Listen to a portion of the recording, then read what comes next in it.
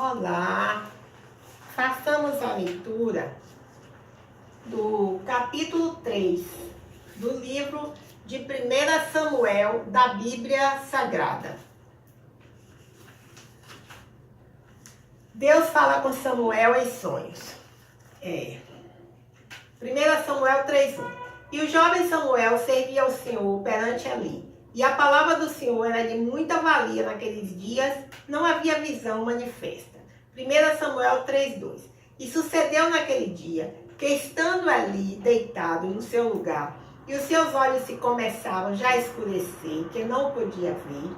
1 Samuel 3:3. E estando também Samuel já deitado, antes que a lâmpada de Deus se apagasse no templo do Senhor, em que estava a arca de Deus.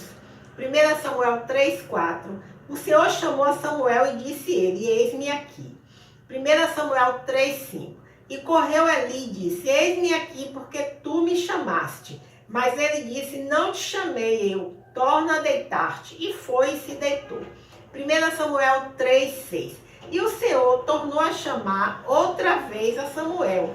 Samuel se levantou e foi ali, e disse: eis-me aqui, porque tu me chamaste. Mas ele disse: não te chamei eu, filho meu, torna a deitar-te. 1 Samuel 3:7. Porém, Samuel ainda não conhecia o Senhor, e ainda não lhe tinha sido manifestada a palavra do Senhor. 1 Samuel 3:8. O Senhor, pois, tornou a chamar Samuel terceira vez, e ele se levantou e foi ali, e disse: eis-me aqui, porque tu me chamaste. Então entendeu Eli que o Senhor chamava o jovem. 1 Samuel 3:9. Pelo que Eli disse a Samuel: vai-te deitar. E há de ser que, se te chamar, dirás: fala, Senhor, porque o teu servo ouve. Então Samuel foi e se deitou no seu lugar.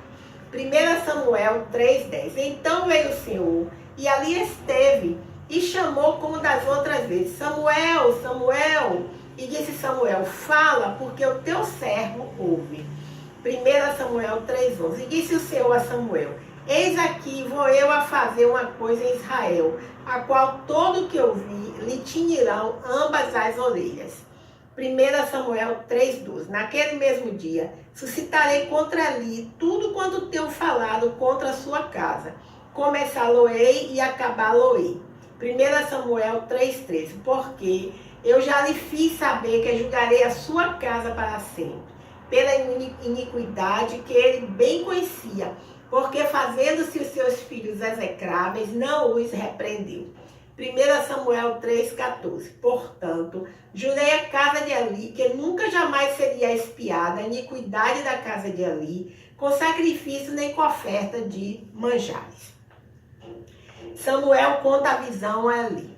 1 Samuel 3:15. E Samuel ficou deitado até pela manhã, e então abriu as portas da casa do Senhor. Porém, temia Samuel relatar essa visão a Eli. 1 Samuel 3:16. Então chamou Eli a Samuel e disse: Samuel, meu filho. E disse ele: eis-me aqui. 1 Samuel 3:17. E ele disse: que palavra é que te falou? Peço-te que não encubras, assim Deus te faça, e outro tanto se me encobrires alguma palavra de todas as palavras que te falou. 1 Samuel 3:18. Então Samuel lhe contou todas aquelas palavras e nada lhe encobriu. E disse ele: é o Senhor, faça o que bem parecer aos seus olhos. 1 Samuel 3:19. E crescia Samuel, e o Senhor era com ele, e nenhuma de todas as suas palavras deixou cair em terra. 1 Samuel 3:20. E todo Israel, desde Dan até Berseba, conheceu que Samuel estava confirmado por profeta do Senhor. 1 Samuel 3:21. E continuou o Senhor a aparecer em Siló, porquanto o Senhor se manifestava a Samuel em Siló pela palavra do Senhor. Bem, vejamos aqui, há dois comentários com relação ao capítulo 3 do livro de 1 Samuel. Então, o versículo 3 diz assim: o encontro de Samuel com o Senhor provavelmente ocorreu à noite, pois as 7 lâmpadas de azeite do candelabro no tabernáculo permaneciam acesas do final do dia até o amanhecer. E com relação ao versículo 4, diz assim: o coração obediente de Samuel se evidencia em sua resposta ao que pensou ser chamados de Eli, e no fato do seguir à risca as instruções do sacerdote. Por mais difícil que ainda tenha sido para Samuel transmitir ali as palavras de julgamento do Senhor sobre sua casa, o menino foi obediente e não escondeu nada de Eli. Logo, essa atitude permitiria a Samuel conhecer ao Senhor. Desde criança, ele havia visto a obediência de seus pais e o resultado das bênçãos em sua vida. Samuel, o aprendiz de sacerdote, estava prestes a se tornar um porta-voz de Deus, ou seja, um profeta, numa época em que a palavra de Deus era rara. O ministério profético era baseado exclusivamente no chamado e no poder concedido pelo Espírito de Deus. A fidelidade de Samuel em proferir a palavra do Senhor mostra que ele estava apto para servir como voz de Deus a Israel. Quando Samuel falou, o povo ouviu. Deus providenciou para que as palavras de Samuel se cumprissem. Bem, assim nós encerramos hoje, a leitura do capítulo 3 do livro de 1 Samuel. Bem, no capítulo 2, que nós lemos anteriormente, há uma personagem, bíblica, cujo nome é Ana. Não é isso?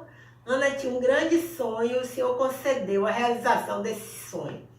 Então, ela faz uma oração muito bonita, E aqui nessa Bíblia da Mulher, segundo o coração de Deus, publicada pela editora Agnus, é Almeida, do século 21, contém devocionais de Elizabeth George.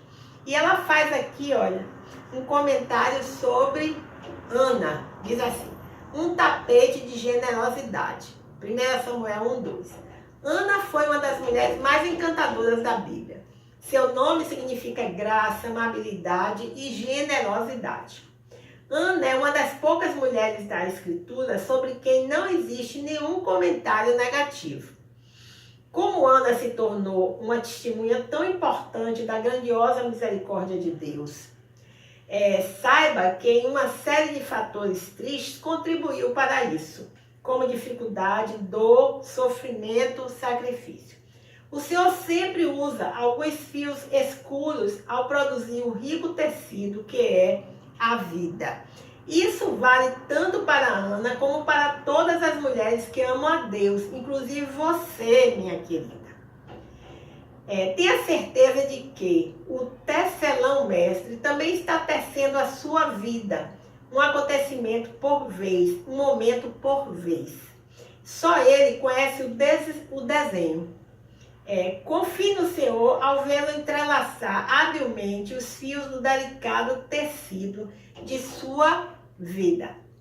Os fios escuros são tão necessários quanto os fios dourados e prateados. E ela termina aqui, com uma curta oração, dizendo: Pai querido, meu desejo é que tu continues a tecer a minha vida conforme o desenho planejado por ti.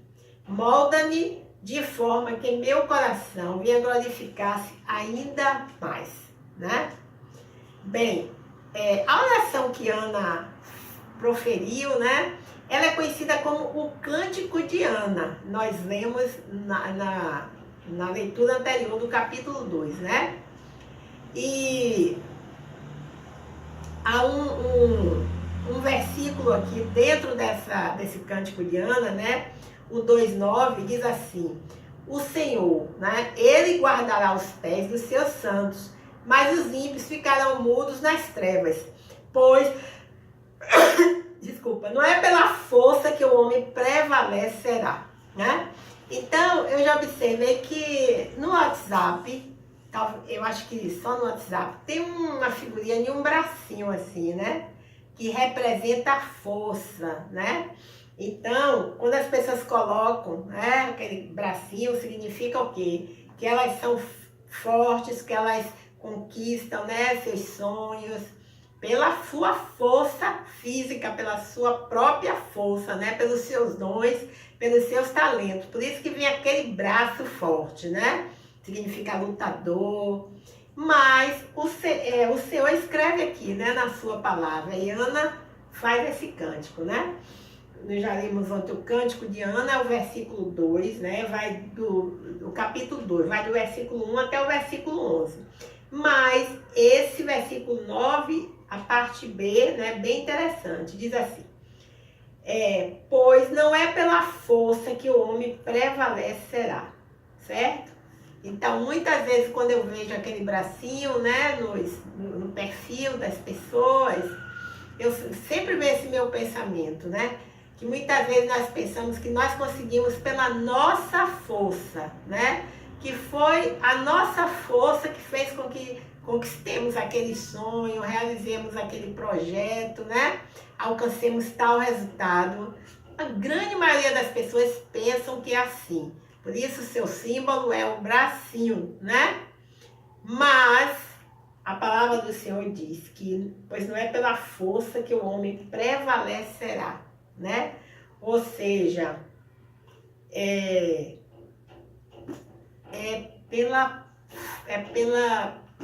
ajuda, né? Pela determinação, como eu diria assim, pela concessão mesmo do Senhor, a realização daquele projeto, né? Daquele sonho. Claro que nós realizamos com os nossos esforços, né? Com os nossos talentos, com os nossos sonhos, mas eu quero dizer que se o Senhor não o permitir, então não acontecerá, né? Bem, então eu gostaria de agradecer por terem visualizado esse vídeo. Meu nome é Lúcia Marques e meu canal, A Leitura da Bíblia. Até o próximo encontro, se o Senhor assim o permitir.